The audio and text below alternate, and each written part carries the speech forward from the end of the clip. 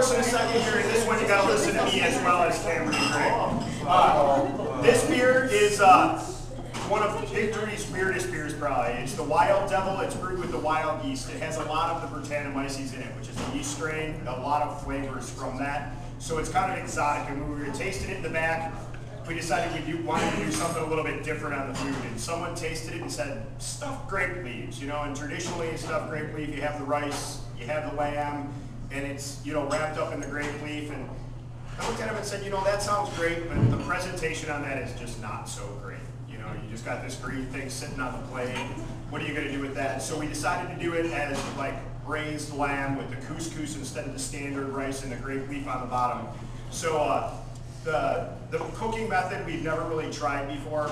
Not exactly sure how the grape leaves are going to turn out, but they look pretty at least on the bottom, you know, with the big pile on the top. So, you know, we'll see how that turns out, you know.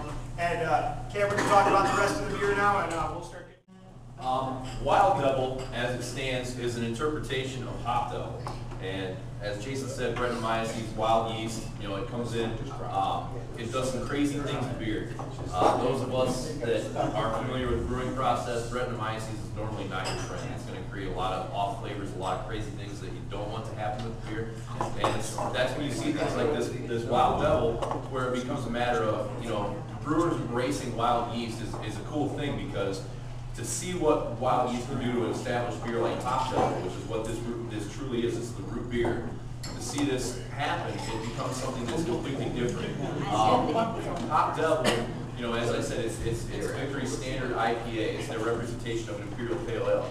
And they opened it up to wild yeast, Brettanomyces, came in, and it totally warped the beer into something that is unexpected. It's, in my opinion, it's probably the most widely commercial available beer that is as close as you're going to get to Orval, which those of you that don't know, Orval is a Trappist ale from Belgium that is dry hopped, and it's the only Trappist beer that's dry hopped, which gives it that really hoppy characteristic along with that wild yeast. So once again, that's the closest approximation I get drinking this beer. And the hoppiness, the wild yeast, it all interplays into this wonderful thing. And you know, the aromas that you're going to get a little saddle leather, like some really worn leather. You're going to get a lot of like barnyard aromas, and that's all because, once again, it's wild yeast.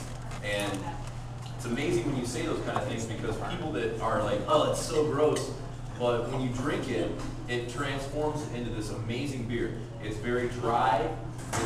The finish is very, very abrupt because of the dryness, and it's an amazingly complex beer, and I'm looking forward to seeing how well it's going to pair up with this, because I truly feel as though the caramelization of the actual lamb and everything else will pair up wonderfully with the way that this beer was constructed, because as a normal IPA, it's amazing, and as with the Brettanomyces added, it turns into a completely different animal. So hopefully you guys enjoy the beer, and as I said, you know, with the pairing, it should pair up wonderfully. Right? Yeah. So Jason, this beer, and Jason said it's really funky. It is kind of funky. I know better than most people, because today when it came online, I tried to pour myself a little taste, and I put it up, and the foam came up and completely filled my sinus cavity. So, so Jason said stuffed grape leaves. You know, grape leaves have that kind of funk.